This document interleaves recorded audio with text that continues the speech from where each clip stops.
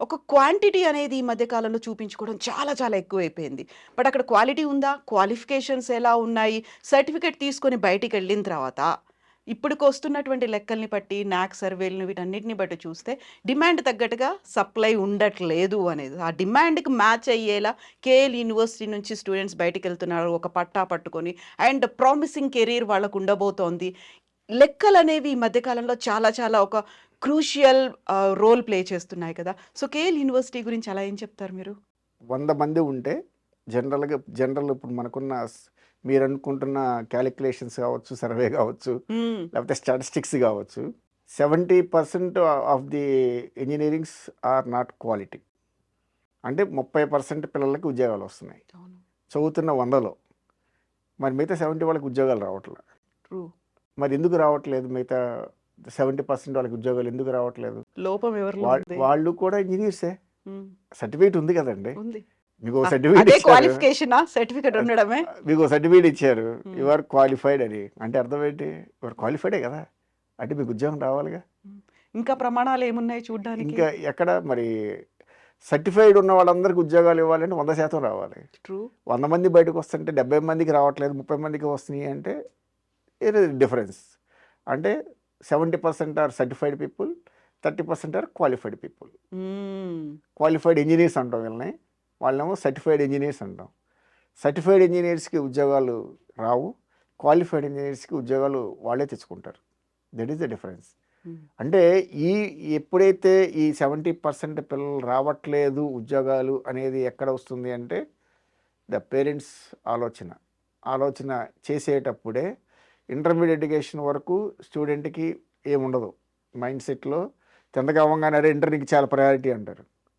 Inter తీసుకొచ్చి చేర్పించేస్తారు. 2 ఏళ్ళు class room education, పొద్దున్న లేస్తే క్లాసులు, మధ్యాహ్నం అవసరమైతే ట్యుటోరియల్, లేదంటే ఈవినింగ్ ఇంకా ఏముండదు. హ్మ్. ఇంటికి వెళ్తాం, మళ్ళీ చదువుకోవడం. This is the intermediate style of education. Whereas engineering అలా ఉండదు. హ్మ్. Engineering style different. ఆల్రౌండర్గా తీర్చిదిద్దడమే ఇంజనీరింగ్. అవును. అంటే స్ట్రెస్ లేకుండా, ప్రెషర్ లేకుండా వాడిని కెరీర్లో డెవలప్ అయ్యే విధంగా ఆ, ఆ, తెలుసుకోవడమే ఇంజనీరింగ్. తాము అంటే ఎంచుకొని తాము ఇష్టపడ్డటువంటి ఇష్టపడి రంగంలో అవును. ముందుకెళ్ళడానికి. ఇంటర్మీడియట్లో అలా ఉండదండి. అవును. మీకు ఇంటర్మీడియట్లో ఏంటి 4 సబ్జెక్టులు ఉంటాయి, అవి చదవాలి. అవి చదవాల్సిందే, మార్కులు తెచ్చుకోవాల్సిందే. ఇంజనీరింగ్లో అలా కాదు. హ్మ్. ఇంజనీరింగ్లో ఓన్లీ చదువు ఒకటే కాదు, స్పోర్ట్స్ ఉంటాయి, కల్చరల్ ఉంటాయి, అదర్ యాక్టివిటీస్ ఉంటాయి. మిగతా స్టూడెంట్కి ఎక్కడ వాడికి ఇంట్రెస్ట్ ఉందో అవన్నిట్లోనూ తీస్తాం. మా దగ్గర చదువుకున్న వాళ్ళు పొలిటికల్గా మంచి సక్సెస్ రేట్లో ఉన్నారు, హ్మ్. మంచి పొలిటీషియన్స్ ఉన్నారు. వాళ్ళు ఒకప్పుడు కేఎల్ విద్యార్థులే. మా దగ్గర చదువుకున్న వాళ్ళు ఇండస్ట్రీలో మంచి ఐటీ ఇండస్ట్రీలో సీఈఓలుగా ఉన్నారు. హ్మ్. వాళ్ళు ఒకప్పుడు కేఎల్ విద్యార్థులే. మా దగ్గర చదువుకున్న వాళ్ళు మంచి మంచి వ్యాపార రంగంలో మంచి మంచి అగ్రగామిలో మంచి పొజిషన్లో ఉన్నారు. మన తెలుగు రాష్ట్రాల్లో మంచి పొజిషన్లో ఉన్నవాళ్ళు, ఇతర రాష్ట్రాల్లో మంచి పొజిషన్లో ఉన్నవాళ్ళు మన దగ్గర చదువుకున్న కేఎల్ విద్యార్థులే. మరి వ్యాపార రంగం, రాజకీయ రంగం, అన్ని రంగాల్లో కేఎల్ స్టూడెంట్స్ సక్సెస్ అవ్వగలిగారు అంటే ఐటీ రంగం, అన్ని రంగాల్లో ఉన్నారు. స్టార్టప్స్ అని పెట్టి మంచి మంచి సీఈఓలుగా ఉన్నవాళ్ళు, వాడు ఉద్యోగం చేయటం కాకుండా వేల మందికి ఉద్యోగాలు ఇచ్చే స్థాయికి వెళ్ళటం, ఇవన్నీ కూడా మామూలు విషయం కాదు. ట్రూ. మనం వాట్సాప్ వాడుతున్నాం, ఆ వాట్సాప్ సీఈఓ కేఎల్ స్టూడెంట్, మేము గర్వంగా చెప్పుకుంటాం. హ్మ్. సో, ఇంతమంది అలుమ్నిలో ఉన్నారు ఆ, అనుకున్నప్పుడు నిజంగా ఒక ప్రౌడ్ మూమెంట్ అది. అంతే కదండి. ఇప్పుడు మనం ఎప్పుడు గ్రేట్గా ఫీల్ అవుతాం, మన వెనకాల ఎవరున్నారు అనేది చూసుకుంటే మా అలుమిని ఉంది. వాళ్ళందరూ మంచి పొజిషన్లో ఉన్నారు. వాళ్ళే మీకు చెప్తారు వాట్ ఈజ్ కేఎల్ అనేది. నేను కేఎల్ గురించి ప్రత్యేకంగా చెప్పవసరంలా. ఈ రోజున వచ్చి నేను మీడియా ముందుకు వచ్చి వాట్ ఈజ్ కేఎల్ అని చెప్పాల్సిన పరిస్థితి అయితే కాదు.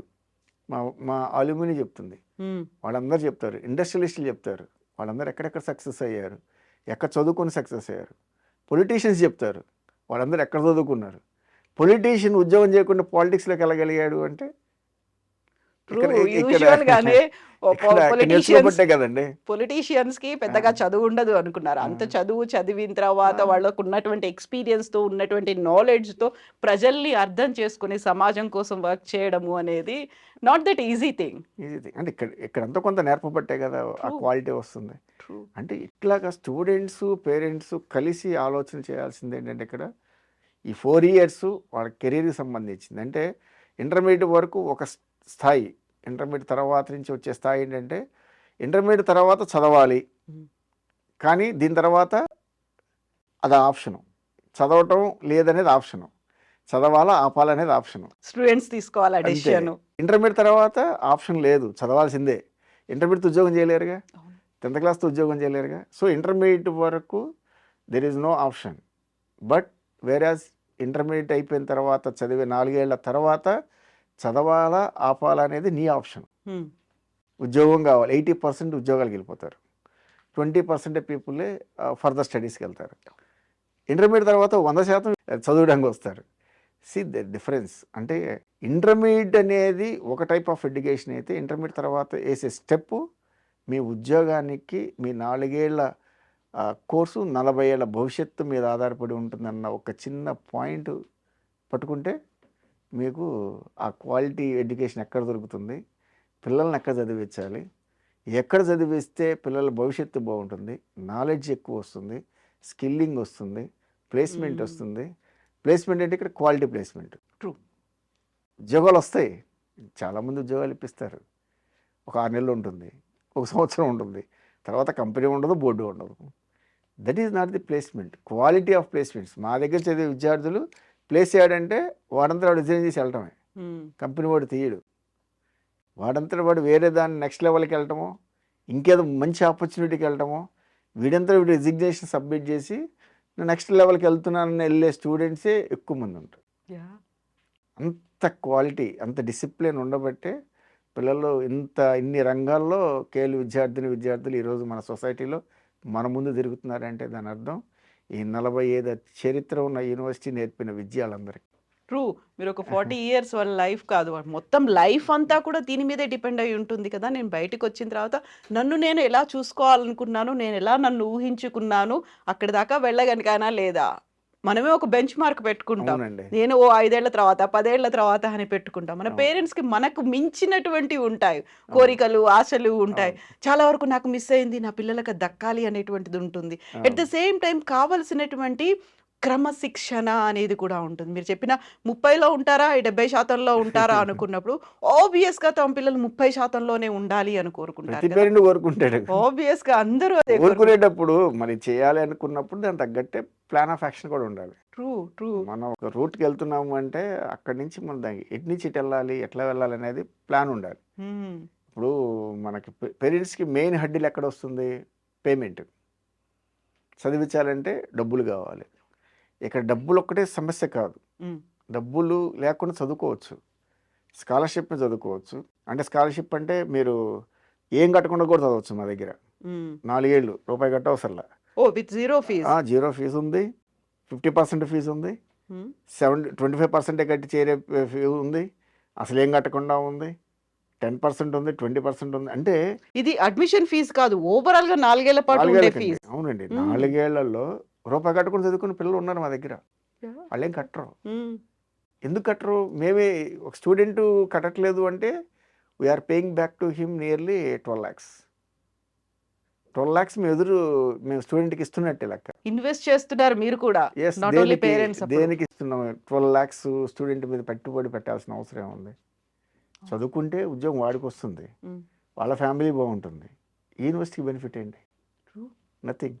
అంటే మనం సొసైటీకి ఎంతో కొంత సర్వీస్ చేయాలి. Giving back to the society. Yes. ఎట్లాగా క్వాలిటీ. జేఈలో 95% ఉంటే ₹1 కట్టవసరం మా దగ్గర 4 ఏళ్ళు. ఇక్కడ మేము మొదటి నుంచి చెప్పేది స్టూడెంట్కి పేరెంట్స్ ఒకటే, మీరు కేఎల్లో చదవాలి అంటే కేఎల్ కానీ ఏదన్నా మంచి ఒక యూనివర్సిటీలో మీరు చదివించాలనుకున్నప్పుడు బోల్డ్ ఆప్షన్స్ ఉంటాయి. ఆ ఆప్షన్స్ చూడండి. మీరు డెసిషన్ వెంటనే తీసేసుకోబాకండి. ఎట్లా మన అబ్బాయిని కేఏలో చదివించాలనుకుంటున్నాం, అక్కడ ఏంటి ఆప్షన్ ఏముంది? ఎంట్రన్స్ రాయలేదు, బై మిస్టేక్ రాయలేదు, ఒకళ్ళు రాసాడు, ర్యాంక్ రాలా, వచ్చింది, పెద్ద ర్యాంక్ వచ్చింది, ఎక్కడో జాయిన్ అవ్వాలి వెళ్ళి. ఎక్కడో కాదు, స్కాలర్షిప్ రాదు. మన ఎంట్రన్స్ ఎగ్జామ్ రాస్తే మంచి ర్యాంక్ రాకపోతే స్కాలర్షిప్ రాలేదు, సరే ర్యాంక్ పక్కన పెడతాం, ఇంటర్మీడియట్ మార్కులు తీస్తాం. ఇంటర్మీడియట్ మార్కులు మంచి పర్సెంటేజ్ ఉందనుకోండి, అందులో స్కాలర్షిప్ ఇస్తాం. ర్యాంకు రాలేదు, ఇంటర్మీడియట్ మార్కులు లేవు, జేఈలో టాపర్ ఉంటారు. మీకు ఆశ్చర్యం వేస్తుంది, ఇంటర్మీడియట్లో 65% ఉంటుంది, జేఈలో 96% ఉంటుంది. అది ఎలా సాధ్యమైంది? మీరు నమ్ముతారా? అలాంటి పిల్లలు బోల్డ్ మంది చూసాం మేము. ఇంటర్మీడియట్ పర్సంటేజ్ ఎక్కువ ఉండదు, 65, 70 ఉంటుంది. కానీ జేఈ వచ్చేపాటికి వాళ్ళు రాస్తే ఎగ్జామ్ రాస్తే వాళ్ళకి వచ్చే పర్సంటేజ్లు 96, 97, 98, 99 వస్తాయి. అంటే స్టూడెంట్ ఫోకస్డ్గా దాని మీద ఉన్నాడు, కాంపిటేటివ్ స్పిరిట్ అనేది అక్కడ అక్కడ కనిపిస్తుంది. దానికి హై ప్రయారిటీ ఇస్తాం. ఇంటర్మీడియట్ ఎడ్యుకేషన్ జనరల్గా అందరు చదివేదే. మరి జేఈ 10 లక్షల మంది రాస్తారు, దాదాపు 10 కాదండి 13 లక్షల మంది రాస్తారు. దేశవ్యాప్తంగా 13 లక్షల మందిలో నుంచి 95% రావటం అంటే ఇట్స్ ఎ టఫెస్ట్ జాబ్, అంత ఈజీ కాదు. అంటే ఎంత సబ్జెక్టు ఎంత నాలెడ్జ్ ఉంటే అది ఆ పర్సంటేజ్ వస్తుంది. Fast track your career with programs tailor-made for the industry. Super dream అని డ్రీమ్ 2 ఉంటాయి కేఎల్లో. Dream companies, super dream companies ఉంటాయి. ఓకే. డ్రీమ్ అంటే 20 లోపు, సూపర్ డ్రీమ్ అంటే 20 అబవ్. డ్రీమ్ అంటే 10, సూపర్ డ్రీమ్ అంటే 20 అబవ్, 20 lakhs అబవ్ ప్రయాణం. నీకు అందులో జాబ్ వస్తుంది, నువ్వు చదువుకో, జాగ్రత్త చదువుకో. ఇక్కడ నువ్వు నీకు స్ట్రెస్ ఉండదు, ప్రెషర్ ఉండదు. నిన్ను ఓన్లీ ఎడ్యుకేషనే కాదు, స్టడీస్ ఒకటే కాదు, నేను అన్నిట్లో నీకు స్పోర్ట్స్లో యాక్టివ్ అయితే కనుక నీకు స్పోర్ట్స్లో ట్రైనింగ్ ఇస్తాం. నీకు మిగతా కల్చరల్ యాక్టివిటీస్లో యాక్టివ్ ఉంటే 72 హాబీ క్లబ్స్ ఉన్నాయి. 72 హాబీ క్లబ్స్ ఉన్నాయండి. వాళ్ళ చాయిస్ అంటే అన్ని ఇంక్లూడ్ అయిపోయి ఉంటాయి అందులో. అన్నీ ఏదన్నా ఇంక్లూడింగ్ స్పోర్ట్స్ వేరే, హాబీ వేరే, మళ్ళీ అన్ని కలుపుకొని 72 హాబీ క్లబ్స్ ఉన్నాయి. అందులో స్పోర్ట్స్ కూడా కలిసే ఉంటాయి. ఓకే. మీరు ఏదన్నా తీసుకోవచ్చు. ఇందులో నుంచి మీరు కనీసం ఒక 10 తీసుకోండి, 10 ఇన్వాల్వ్ అవ్వండి. సబ్జెక్టులు ఎక్కడైనా మార్కులు తగ్గితే హాబీ క్లబ్స్ ద్వారా మీ క్రెడిట్స్ అక్కడ కలుస్తాయి. ఓకే. ఓకే. ఆ బెనిఫిట్స్ అండి, స్టూడెంట్స్కి ఇచ్చే బెనిఫిట్స్ అవన్నీ. అంటే ఇట్లాంటివన్నీ కూడా మీరు అందరూ అనుకుంటారు స్టూడెంట్స్ పేరెంట్స్ పక్క రాష్ట్రాలకు వెళ్ళిపోదాం, ఎంజాయ్ చేద్దాం. 4 ఏళ్ళు ఇంటర్మీడియట్ దాకా మనం చంపేశారు, పిండేశారు. ఇంటర్మీడియట్ తర్వాత కూడా ఏంట్రా బాబు ఈ గోల ఏంటి, కొంచెం ఫ్రీడమ్ కావాలి, కొంచెం ఫ్రీడమ్ కావాలి, ఫ్లెక్సిబిలిటీ కావాలి అని పేరెంట్స్కి దూరంగా వెళ్ళాలని ప్రయత్నాలు చేస్తుంటారు. ఫాదర్కి ఇంట్రెస్ట్ ఉండదు, మదర్ ద్వారా లాబింగ్ చేపిస్తారు. మదర్ ప్రెషరు ఫాదర్ మీద పెట్టిస్తారు, ఆటోమేటిక్గా ఒప్పేసుకుంటారు, వెళ్తారు. సక్సెస్ రేట్ ఎంత ఉంది క్యాలిక్యులేట్ చేసుకోండి. ఎంతమంది మన కల్చరు, మన ఫుడ్, మన నాలెడ్జి, మన క్వాలిటీ ప్లేస్మెంట్స్ ఇవ్వగలుగుతున్నారు. ఇట్లాంటివన్నీ కూడా మనం క్యాలిక్యులేట్ చేసుకోవాలి. చేసుకుంటే పిల్లలు భవిష్యత్తు ఎక్కడికైనా వెళ్ళొచ్చండి. ఇంత యూనివర్సల్ సిస్టంలో, గ్లోబలైజేషన్లో ఎవరు ఎక్కడికైనా వెళ్ళొచ్చు, ఎక్స్ప్లోర్ చేయొచ్చు. అదే ఎక్స్ప్లోర్ నీకు ఎక్కడికి వెళ్ళవలసిన ఇక్కడే ఉందని చెప్తున్నా. దేశం మొత్తం మీద 29 రాష్ట్రాలు ఉన్నాయి. 25 రాష్ట్రాల నుంచి పిల్లలు మా దగ్గర ఉన్నారు, ఇంక్లూడింగ్ జమ్మూ కాశ్మీర్. జమ్మూ కాశ్మీర్ నుంచి పిల్లలు అక్కడి నుంచి ఇక్కడ దాకా సౌత్కి, జనరల్గా నార్త్కి వెళ్తారు పిల్లలు. అయితే జమ్మూ కాశ్మీర్లో ఉంటారు ఎక్కువ శాతం, 50% లోకల్లోనే ప్రిఫర్ చేస్తారు వాళ్ళు. ఎందుకంటే వాళ్ళ క్లైమేట్ కండిషన్స్, వాళ్ళకున్న కల్చరు, వాళ్ళకున్నదంతా కూడా అక్కడే సెట్ అవుద్ది. లేదా పక్కన నార్త్కి వెళ్తారు, హిందీ బెల్ట్ లాంగ్వేజ్ బ్యారియర్ లేకుండా అటు వెళ్తారు. అటువంటి పిల్లలు కూడా ఈరోజు మన దగ్గరికి వస్తున్నారు అంటే విజయవాడ, హైదరాబాద్ క్యాంపస్లో జమ్మూ కాశ్మీర్ పిల్లలు ఉన్నారంటే మీరు ఒకసారి ఆలోచన చేయండి. దట్టు ఆడపిల్లలు ఎలా కలిసిపోయి ఇక్కడ ఉండగలుగుతున్నారు ఈ అట్మాస్ఫియర్లో. అక్కడ మ్యాక్సిమం టెంపరేచరు పీక్ సీజన్లో సమ్మర్లో 30 అండి. ఇక్కడ మన టెంపరేచర్ పీక్ సీజన్ సమ్మర్లో 50. మరి ఉండగలుగుతున్నారు అంటే అలాగే స్టూడెంట్స్ వాళ్ళకి ఇంట్రెస్ట్ ఇక్కడ అన్ని రకాలుగా ఇక్కడ ఉంది కాబట్టి ఉండగలుగుతున్నారు. లేకపోతే నెక్స్ట్ వచ్చే పిల్లలు చెప్తారు కదా ఇక్కడ బాగోదొద్దు, మనం ఉండలేము, మన కల్చర్ కాదు, మన క్లైమేట్ కాదు, మన లాంగ్వేజ్ కాదు అనుకుంటారు కదా.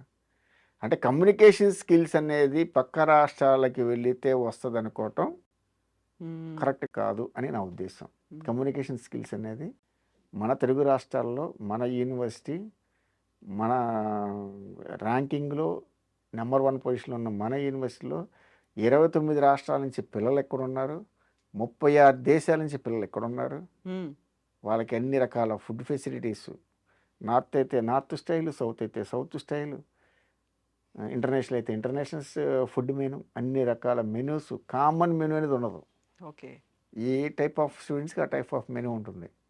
ఇవి కాక పెద్ద పెద్ద ఫుడ్ కోర్ట్స్ ఉంటాయి, వాళ్ళ ఇష్టం. ఫుడ్ కోర్ట్స్లో ఏది కావాలంటే తినొచ్చు. ఇవి కాకుండా కల్చరల్ ప్రోగ్రామ్స్ ఉంటాయి, స్పోర్ట్స్లో యాక్టివ్గా ప్లే చేయొచ్చు.